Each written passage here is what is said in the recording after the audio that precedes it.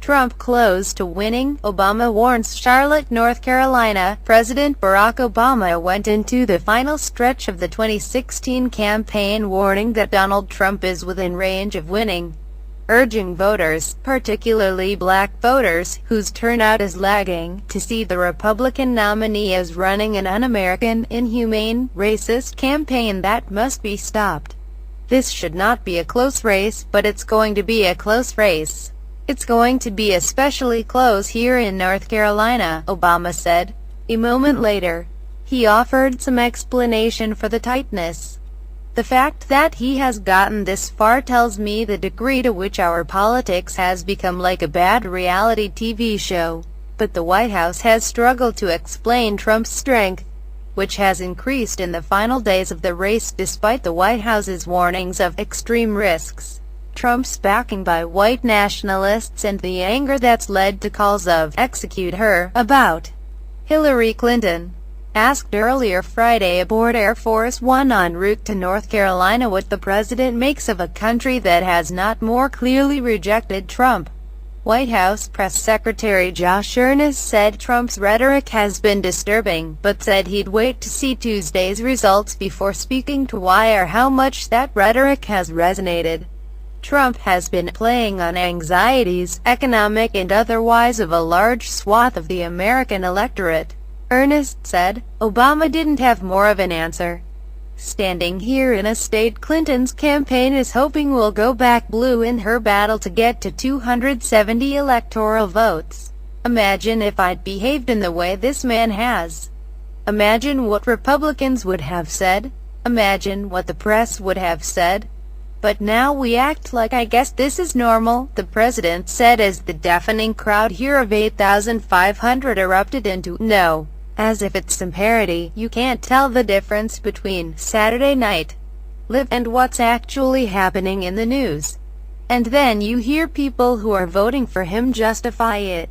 There is no justification, he said earlier in Fayetteville, North Carolina, adding that it's been a source of some frustration to see Clinton, with her record of working for children and families, be put in any kind of parity with Trump. And Trump would only get worse if he made it to the Oval Office, Obama said. If you disrespect women before you were in office, then you will disrespect them once you're in office. If you accept the support of Klan sympathizers, if you don't denounce them right away because you're not sure, then that's what you're going to do in office, Obama said. Same goes for not paying attention to the Constitution during the campaign, Obama said. Not only will you disrespect it when you're president, but you actually may be willing to violate it when you're in office. The case against Trump, Obama said, is not a Democrat or Republican, that's not American.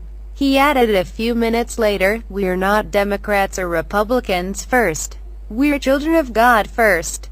We're human beings first. Obama described the successes of his record, taking special glee at both North Carolina stops and pointing out that gas is at $2 per gallon, not the $6 per gallon that Republicans had predicted if he went, adding, "Thanks, Obama," in Charlotte, and said electing Clinton would be finishing what he started. Don't choose fear, choose hope, Obama said in Fayetteville, offering his closing argument for the final days of the campaign. That's a summoning of his own 2008 campaign and a rejection of Trump. Don't choose fear, choose hope more than just Clinton, Obama said. North Carolina needs to make sure to vote for down-ballot candidates, since Republicans in Congress could destroy Clinton's presidency even if she wins. Gridlock's not some mysterious fog that just drops down on Washington, Obama said. In a mixture of anger and disbelief, he noted that Republicans are already talking about impeaching Clinton. They can't even tell you what they're going to impeach her for. That's just what we do. That's how we roll, he said. We don't know what we stand for, but we do know if we block everything from happening, even if it disadvantages the American people, because it might advantage them in the next election. The crowd at Fayetteville State University Gymnasium was heavily African American. Before he arrived, Democratic Senate candidate Deborah Ross drew cheers for pointing out that her opponent, Sen. Richard Burr, had specifically opposed 2 black judges from being confirmed, and Obama spoke directly to them. Trump says he's going to send poll watchers to monitor activity in certain areas. Obama said, explaining slyly, "I don't know what certain areas he's talking about."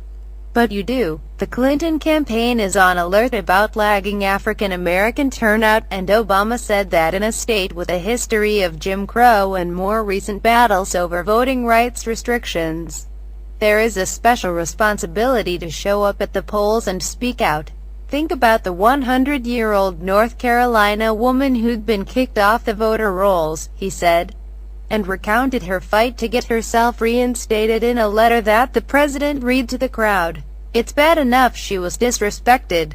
Are we now also going to respect her because we are not voting?" Obama said. Obama singled out a Trump supporter who stood up to start waving a sign toward the beginning of his speech, urging the crowd to see the man as the kind of distraction that's weighed down the campaign all along, and successfully trying to quiet an enthusiastic crowd that started chanting, "Hillary." If you just focus, if you just think about it, the choice could not be simpler. The choice could not be clearer.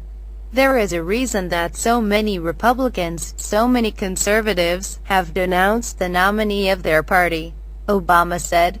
"You've never seen a situation in which folks are denouncing the person who's nominated as the leader of their party. And it's because Donald Trump is uniquely unqualified." Earlier, speaking to the overflow crowd outside the gym, Obama recalled that he only won North Carolina in 2008 by about 2 votes per precinct. Mitt Romney narrowly turned the state back red in 2012. "Everyone there needs to vote," he said, "and every one of them needs to nag the heck out of everyone else they know to vote too." Monday night, Clinton will end her campaign with a rally in Philadelphia, framed by the President and First Lady Michelle Obama, leaving no question at all of how much the campaign is leaning on the Obamas to propel her into office, particularly among African Americans. Obama laid into that sense here, talking about how much the support of North Carolina has meant to him and the First Lady over the years, and to their daughters Malia and Sasha as well. "If you deliver North Carolina for me," Obama said, "that is the best send-off you can give me and Michelle." The crowd cheered. Obama took it in. "It's not that often where you have the chance to move history," he said. "This is one of those moments.